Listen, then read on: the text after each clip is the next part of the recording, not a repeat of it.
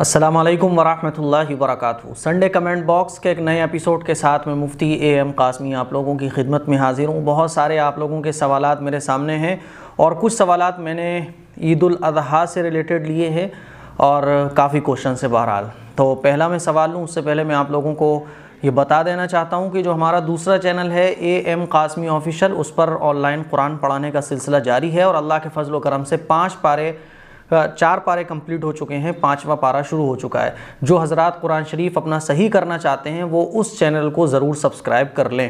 पहला सवाल अजाज़ ने पूछा है और ये पता नहीं कैसा नाम है अपनी, इसीलिए अगर आपका यही नाम है तो अपने नाम पर आप ज़रा तवज्जो फरमाएं।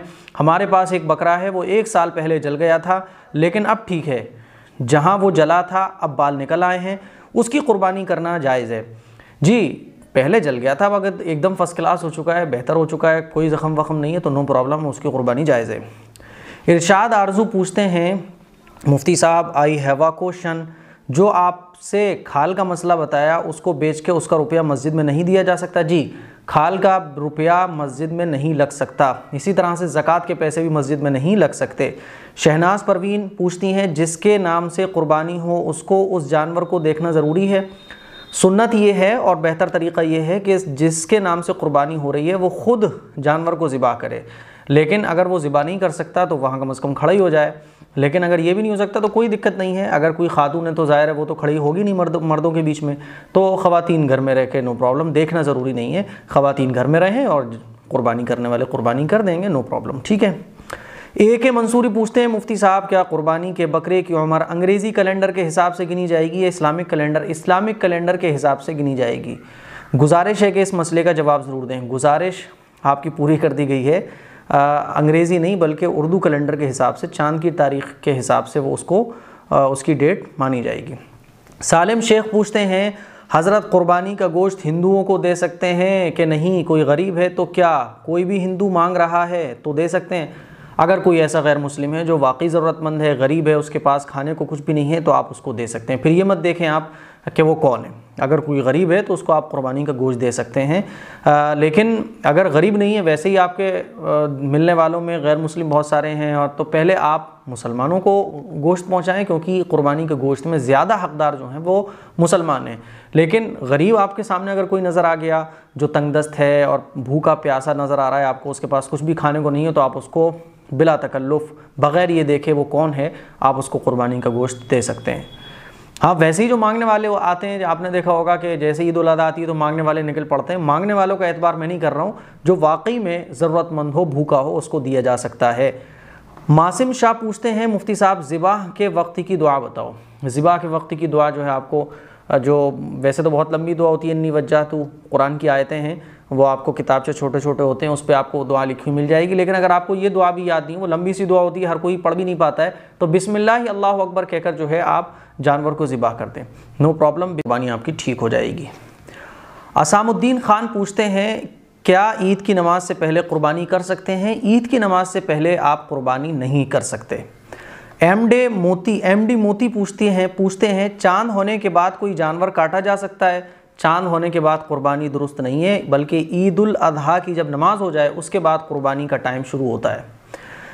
MSD मलिक पूछते हैं, मुफ्ती एएम कासमी को 1 लाइक, मैं आपको 2 लाइक देता हूँ, मेरी तरफ से आपके लिए 2 लाइक हैं। अनवर अहमद पूछते हैं, हज़रत कुर्बानी का नमाज कैसे पढ़ें, इसकी एक वीडियो बनाएं। बहुत जल्द इंशाल्लाह मैं इस पर क्लिप अपलोड करूँगा कि ईद उल अज़हा की नमाज़ हमें घर पर किस तरह से पढ़नी है, क्योंकि अभी मुकम्मल तौर पर नमाज़ पढ़ने की इजाज़त नहीं दी गई है, इसीलिए इंशाल्लाह मैं इस पर मुकम्मल तौर पर आपको 1 आध दिन में क्लिप दूँगा। समीर लतीफ़ पूछते हैं, हम पहले जानवर की खाल मदरसे में देते थे, पर इस बार वो शायद खाल नहीं लेंगे और हम ऐसे कहीं पे बेच नहीं सकते, ऐसे में क्या करें? भाई आप किसी को भी बेच दें जो ख़रीदार हो और उसके पैसों का आप सदका कर दें, और अगर कोई सूरत ना बन पाए और ना कोई लेने वाला है, ना कोई ऐसा शख्स मिल रहा है जिसको आप बेच दें, ना मदरसे वाले ले रहे हैं, वैसे मदरसे वाले ले लेते हैं। कोई अगर ऐसी सूरत ही नहीं बन पा रही है कि आप किसी को खाल दे सकें, बेच सकें, मदरसे में दे सकें, तो फिर आप उसको दफन कर दें, या फिर ज़ाहिर है उसको, और आप इसके अलावा और क्या कर सकते हैं, दफन कर दें, या फिर जो है वो ऐसी जगह उसको फेंकवा दें जहाँ से बदबू वगैरह से लोगों को तकलीफ़ ना हो। अगला सवाल है शबीब साबिब खतरी का। आप हजरात, तमामी हजरात से मेरी गुजारिश है, आप अपने अपने प्रोफाइल पर नाम अपना ज़रूर चेक कर लिया करें। बाज़ दफ़ा आप लोग किसी और से आईडी बनवाते हैं, ज़रा हमारा यूट्यूब का अकाउंट बना देना, तो वो कुछ भी नाम टाइप कर देता है और आपको पता भी नहीं चलता, फिर आप कमेंट कर रहे होते हैं तो वो नाम हमें शो हो रहा होता है। शबीब खतरी पूछते हैं, हमारे पास 2 बकरे थे, एक को पिछले साल कर दिया कुर्बानी और एक इस साल के लिए रख लिया था हमने। बकरे को मोल बेच दिया, अब ख़रीदने के लिए पैसे नहीं हैं, तो क्या कुर्बानी करना वाजिब है? देखिए भाई, अब आपके पास पैसे ही नहीं हैं। जितने रुपये का वो बकरा बिका था, चूँकि आपने उसको कुर्बानी की नीयत से पाला हुआ था, फिर आपने उसको सेल कर दिया, तो जितने रुपये का वो बिका था उतने रुपये का जानवर आपको ज़िबा करना ज़रूरी है ईद के दिनों में, ईद उल अज़हा के दिनों में। और जब बकरीद के दिन निकल गए, है ना, अब फिर पैसे ही नहीं थे आपके पास, उतने रुपये जितने में वो बकरा सेल हुआ था, तो फिर उतने रुपये आपको ईद उल अज़हा के दिन गुजरने के बाद सदका करना ज़रूरी होगा। अभी आपके पास पैसे नहीं है तो कोई बात नहीं है, जब आपके पास पैसे हो जाएं तो उतने रुपए, जितने रुपए का वो बकरा सेल हुआ था, आपको सदका करना ज़रूरी होंगे। शहनाज परवीन पूछती हैं, जिसके नाम से अकीका हो उसको दो शरीक लेना होगा, 2 हिस्से लेने होंगे। 6 आदमी कुर्बानी में शरीक लिए और 1 आदमी ओनली अकीके का, तो जायज़ होगी? प्लीज़ बताएं। देखिए, अकीके में अगर कोई हिस्सा ले रहा है तो 1 हिस्सा अकीके वाले का हो जाएगा, बाकी 6 हिस्से जो हैं वो कुर्बानी करने वालों के हो जाएंगे, ये जायज़ है। 2 हिस्से लेना होंगे, 2 हिस्से क्यों लेंगे आप? 2 हिस्से क्यों लिखे हैं आपने? 2 शरीक लेना होगा। आप सवाल क्लियर लिखा करें, जिसके नाम से अकीका हो उसको 2 शरीक लेना होगा, जिसके नाम से अकीका होगा वो 1 ही हिस्सा लेगा, ठीक है। वो जो, अच्छा आप ये समझ रही हैं कि शायद जैसे कि लड़के के लिए 2 बकरे होते हैं और लड़की के लिए 1 बकरा होता है अकीके में, तो हिस्से में ये नहीं है, हिस्से में 1 ही हिस्सा लेना होगा। वो फिर अकीके वाले की मर्ज़ी है कि वो 2 बच्चों के अकीके कर रहा है तो 2 हिस्से ले ले, है ना। तो 1 हिस्सा अकीके का हो जाएगा और बाकी जो 6 हिस्से हैं वो कुर्बानी के हो जाएंगे। जमाल कौसर पूछते हैं, भाईजान आपने मेरे सवाल का जवाब नहीं दिया, प्लीज़ इस संडे कमेंट बॉक्स में दीजिए ज़रूर। सलातुल हाजत की नमाज और वजीफ़ा किसी और की शादी कराने के लिए किया जा सकता है? सलातुल हाजत एक नमाज है और उस नमाज को पढ़ने के बाद अपने किसी दूसरे मुसलमान भाई या मुसलमान बहन के लिए भी आप दुआ मांग सकते हैं, नो प्रॉब्लम। शमा शेख, इन्होंने बहुत सारे सवाल पूछे हैं, सवाल तो 3 ही हैं लेकिन बड़े बड़े सवाल हैं, और इन्होंने, मुफ्ती साहब मेरे बहुत सारे सवाल हैं, प्लीज़ जवाब दीजिए। उम्मीद करता हूँ कि आप मेरा सवाल ज़रूर लेंगे। हमने आपकी उम्मीद पर खरा उतरते हुए आपके सवाल को ले लिया है। सवाल नंबर 1, क्या घर में खुशबूदार फ्लावर्स के पौधे नहीं लगाना चाहिए? भाई, खुशबूदार पौधे तो आप जब लगाएंगे, अच्छे अच्छे जो पौधे लगाएंगे तो उसमें खुशबूदारी फूल निकलता है, ऐसी बात नहीं है। खुशबूदार फ्लावर्स के पेड़ पौधे हमें अपने घर लगाना चाहिए। एक कहावत पहले बहुत चला करती थी, जब हम लोग छोटे छोटे थे तो ये कहा जाता था, केले का पेड़ घर में नहीं लगाना चाहिए। हमारे अब्बा ने घर में केले का ही पेड़ लगा लिया था, केले भी काफ़ी साल तक हम लोग उसी पेड़ के खाते रहे। बाकायदा कई जो अपने लोग थे उनके यहाँ हदिया भी लेके जाता था हमें केले, कि भाई हमारे वालिद साहब ने भेजे, लीजिए केले। हमें आज तक ना कोई जादू जिन्नात नज़र आया, ना कोई असर का साया नज़र आया। तो ये खामखा की बातें हैं जो बच्चों के ज़माने से चली आ रही हैं, अब तो खैर ये ख़त्म हो गई हैं, लेकिन अब भी चलती होंगी कहीं, तो समझ लें खुशबूदार पौधे लगाना जायज़ है, नो प्रॉब्लम, इससे कुछ भी नहीं होता है। सब में परेशान करते हैं, बोलते हैं कि सब में भूत प्रेत होता है, ऐसा कुछ भी नहीं है। भूत प्रेत उनके दिमागों में बसा हुआ है। नंबर 2, मेरी अप्पी को सोते टाइम बहुत अजीब अजीब सा लगता है, कभी कभी उनको ऐसा लगता है कि कोई आवाज़ दे रहा है उन्हीं के घर की आवाज़ में, कि दरवाज़ा खोलिए, और जब वो जाती हैं दरवाज़ा खोलकर देखती हैं तो कोई नहीं रहता है। और कभी कभी रात में दरवाजे लॉक करके सोती हैं, बट जब फजर में उठती हैं तो दरवाज़ा खुला होता है। काफ़ी अच्छा दिक्कत का सामना इन्हें करना पड़ता है। अच्छा, देखिए मेरी बहन, आप ऐसे करें, जिस घर में आपको ऐसा लगता है तो आप जो हैं वो सूरह बकरा की तिलावत करना शुरू करें बुलंद आवाज़ से, ठीक है। एक दिन में अगर पूरी सूरह बकरा ना पढ़ सकें तो कोई बात नहीं, उसके 4 पार्ट कर लें, 6 पार्ट कर लें, 8 पार्ट कर लें, और डे बाई डे उसको 10 दिन में पूरी कर लें, 12 दिन में पूरी कर लें, जैसे आपको आसानी हो।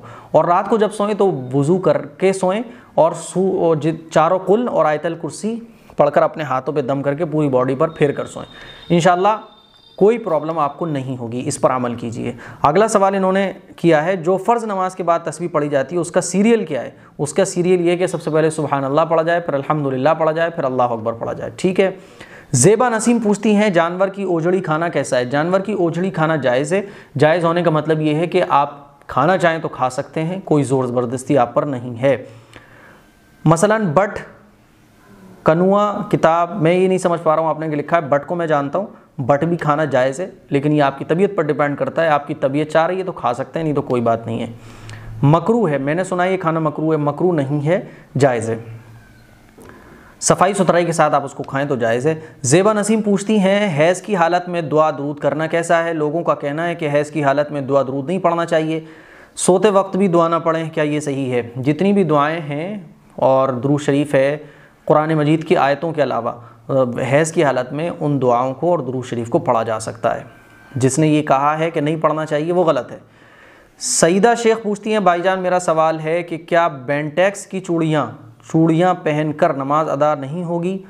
और आप 5वां पारा कब से शुरू करेंगे? 5वां पारा तो शुरू कर दिया गया है मेरी बहन, और तमाम ही हमारे व्यूअर्स को मैं बता दूं 5वां पारा शुरू कर दिया गया है। 5वें पारे को आप देखना शुरू करें और जो गलतियां आपकी कुरान मजीद में उनको ठीक करें। बेंटेक्स की चूड़ियाँ कैसी होती हैं? अगर उस पर कोई फ़ोटो वगैरह नहीं बना होता है या चूड़ियाँ तो चूड़ियाँ ही होती हैं तो नो प्रॉब्लम, बेंटेक्स की हों या हमारे फ़िरोज़ाबाद की चूड़ियाँ हों, नमाज तो हो जाएगी, नमाज में कोई प्रॉब्लम नहीं होगी। मोहम्मद अली पूछते हैं मुफ्ती साहब मेरे 3 सवाल हैं, प्लीज़ इसका आंसर ज़रूर दीजिए। प्लीज़ मुफ्ती साहब मैं असर की नमाज़ के बाद दुआ करती हूँ अपनी सारी प्रॉब्लम को लेकर, तो दुआ करने के बाद मुझे ऐसा सुकून मिलता है जैसे मेरी सारी प्रॉब्लम सॉल्व हो गई। उसको मुझे और किसी भी नमाज में दुआ मांगने के बजाय नहीं ऐसा लगता है। इनके सवाल का खुलासा ये है कि ये असर की नमाज के बाद जब दुआ करती हैं तो इनको बड़ा अच्छा लगता है, बाकी नमाज़ों की दुआओं में वो मज़ा नहीं आता है। तो मुफ्ती साहब किसी भी वक्त की नमाज़ पढ़कर दुआ ना मांगें, और तौबा की नमाज से हाजत की नमाज और भी वो क्लियर नहीं लिखते आप लोग। मेरी इससे बड़ी शिकायतें आप लोगों से इस बारे में कि क्लियर नहीं लिखते हैं। इन्होंने लिखा है कि किसी और नमाज में अगर मैं दुआ ना मांगूं तो वो असर के बाद ही मैं दुआ मांगूं, तो क्या ठीक है जी, आपको जब बेहतर लगे तो कोई दिक्कत नहीं है। इन्होंने ये भी पूछा है कि ऐसा क्यों है? ऐसा अपनी अपनी तबीयत होती है। किसी को तहज्जुद में दुआ मांगने में बहुत अच्छा लगता है, किसी को तहज्जुद में सोने में बड़ा मज़ा आता है, किसी को फजर के बाद कुरान मजीद की तिलावत करने में बड़ा मज़ा आता है, किसी को मगरिब के बाद तिलावत करने में मज़ा आता है। तो कोई बात नहीं, आपकी तबीयत अगर असर के बाद दुआ मांगने में लगती है तो आप असर के बाद दुआ मांग सकती हैं, इसमें कोई दिक्कत वाली बात नहीं है। और कोई ऐसा नहीं है कि ऐसा क्यों हो रहा है, हम लोग टेंशन में जल्दी आ जाते हैं कि ऐसा क्यों हो रहा है तो हो रहा है, कोई बात नहीं है। अच्छा मुफ्ती साहब किसी भी वक्त की नमाज के बाद, आप जो भी नमाज़ पढ़ रही हैं उसके बाद इन्होंने पूछा है क्या हर नमाज के बाद दुआ मांगना ज़रूरी है या पूरी टोटल नमाज़ पढ़ने के बाद हम दुआ मांगें? आप मान लीजिए ज़ोहर की नमाज़ पढ़ रही हैं, तो ज़ोहर की जब नमाज़ आप कंप्लीट कर लें तो आप कंप्लीट नमाज के बाद भी दुआ मांग सकती हैं, या आप बीच में जब दुआ मांगना चाहें तो बीच में भी मांग सकती हैं, नो प्रॉब्लम। बाज़ लोग जो हैं फ़र्ज़ जब पढ़ लेते हैं तो उसके बाद दुआ मांगते हैं, तो ये भी ठीक है। दुआ मांगने के लिए कोई ऐसा नहीं है कि इसके बाद ही ज़रूरी है, इसके बाद ज़रूरी नहीं है। फ़र्ज़ नमाज के बाद दुआ मांगने की ज़रा ज़्यादा ताकीद हदीस में आई है, इसमें फ़जीलत भी ज़्यादा है, तो इसीलिए आप मुकम्मल नमाज़ पढ़ने के बाद दुआ मांगें ये भी ठीक है, और फ़र्ज़ पढ़ने के बाद दुआ मांगें ये भी ठीक है। मुफ्ती साहब मैं अक्सर मैं ख्वाब में ये देखती हूँ कि मेरी शादी मेरे कज़िन के साथ या मेरे एक दोस्त जिससे मैं शादी करना चाहती थी उसके साथ देखती हूँ, मैं अनमैरिड हूँ। इसका क्या मतलब है? इसका मतलब यही है कि आप सोचती हैं कि उससे मेरी शादी हो जाती, या नहीं हुई है तो आप चाहती हैं कि उससे मेरी शादी हो जाए। तो ये जो आप सोचती हैं ये आपको ख्वाब में नज़र आ जाता है, इसका कोई मतलब नहीं है। अफरोज़ पठान पूछते हैं इस्लाम में गोद भराई और छट्टी चिल्ला की रस्म करना कैसा है? मैंने तो आज नाम ही पहली बार सुने हैं। जब ये रस्म है तो इनकी कोई हकीकत नहीं है। इस्लाम ने रस्मों को भी ख़त्म कर दिया और बुरी चीज़ें हैं उसको भी ख़त्म कर दिया। ड्रेस धमाका ये पूछते हैं मुफ्ती साहब मेरा एक सवाल है, इसकी तकलीफ़ हो और थोड़ी ब्लीडिंग की तकलीफ़ हो तो कुरान पढ़ सकते हैं या सिर्फ फ़र्ज़ नमाज ही पढ़ सकते हैं? प्लीज़ बताएं। जब पीरियड टाइम शुरू हो जाए तो फिर कुरान मजीद की तिलावत और नमाज दोनों पढ़ना जायज़ नहीं है, ठीक है?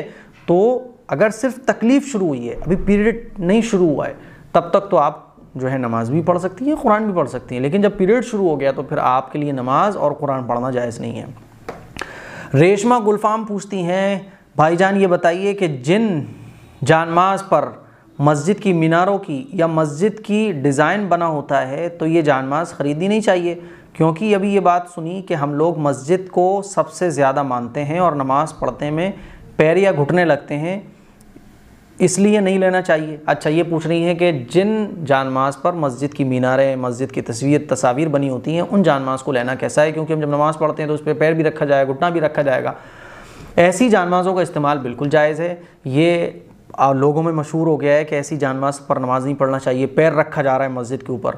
तो भाई मस्जिद के ऊपर पैर रखा जा रहा है, आप मस्जिद के अंदर भी तो जाते हो, मस्जिद के अंदर तो आप जाके लेटते भी हो, बैठते भी हो, मस्जिद के अंदर सब कुछ करते हो।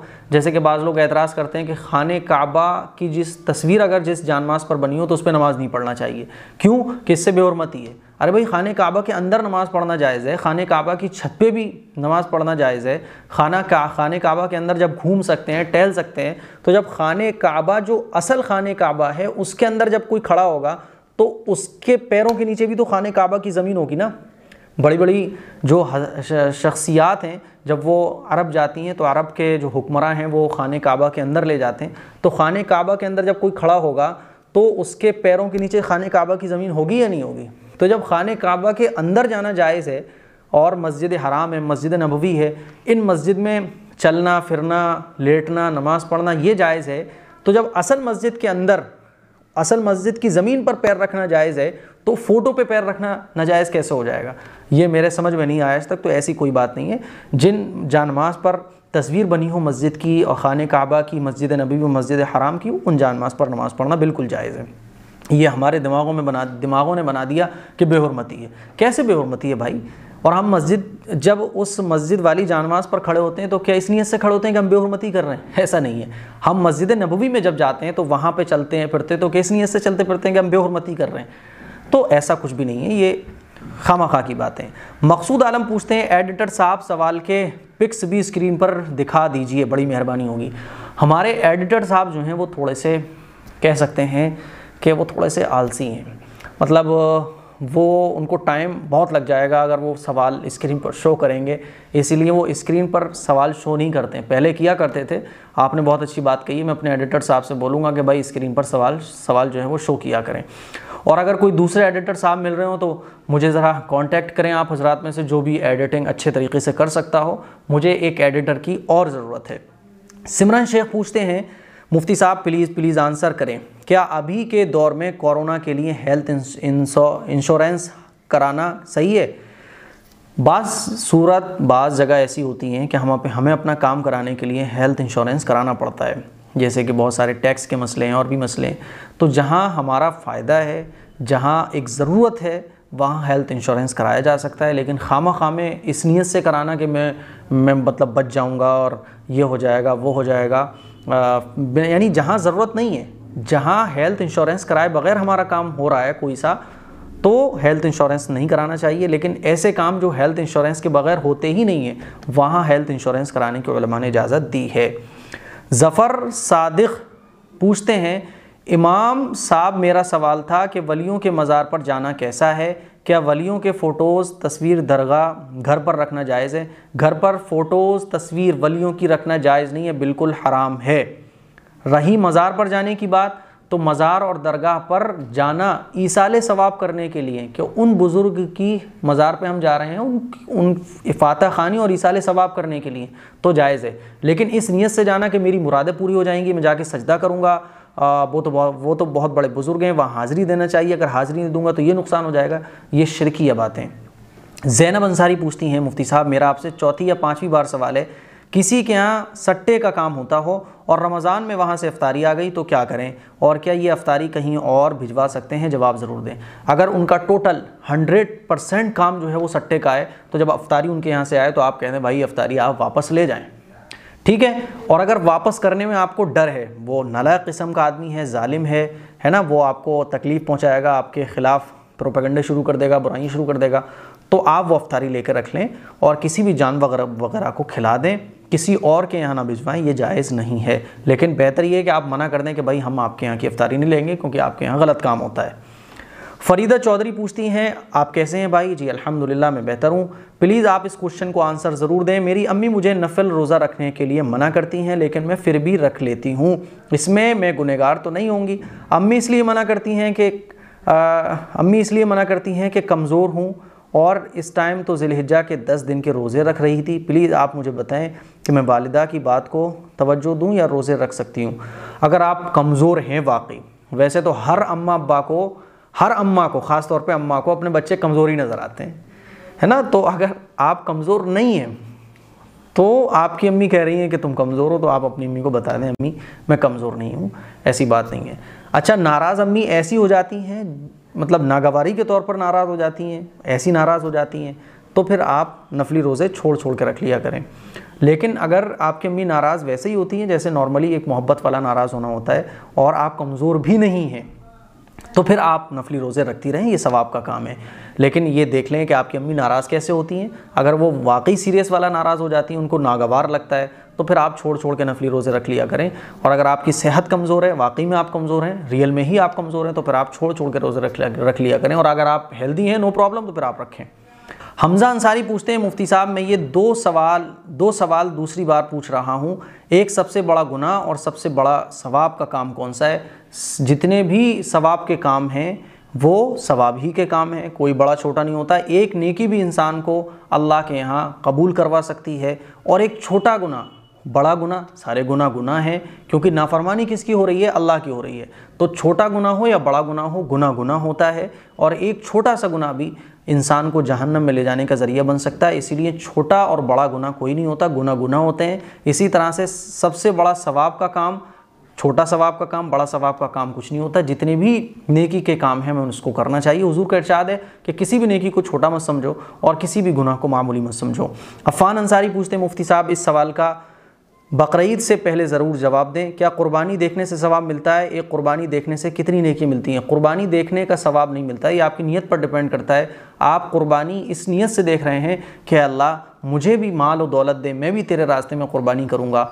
आप इस नीयत से कुर्बानी देख रहे हैं कि जिस तरह से ये जानवर ज़िबा हो रहा है, अगर मौका पड़ा, अगर अल्लाह के रास्ते में मुझे कुर्बान होना पड़ा, तो मैं ख़ुद को भी, अपने आप को भी कुर्बान कर दूंगा, अपनी औलाद को भी कुर्बान कर दूंगा, जितना मेरे पास है वो सब अल्लाह की राह में कुर्बान कर दूंगा। इस नियत से अगर आप कुर्बानी देख रहे हैं तो इंशाअल्लाह अज्र मिलेगा। लेकिन वैसे ही आप देख रहे हैं तो कोई अज्र नहीं मिलेगा, ये आपकी नीयत पर डिपेंड करता है।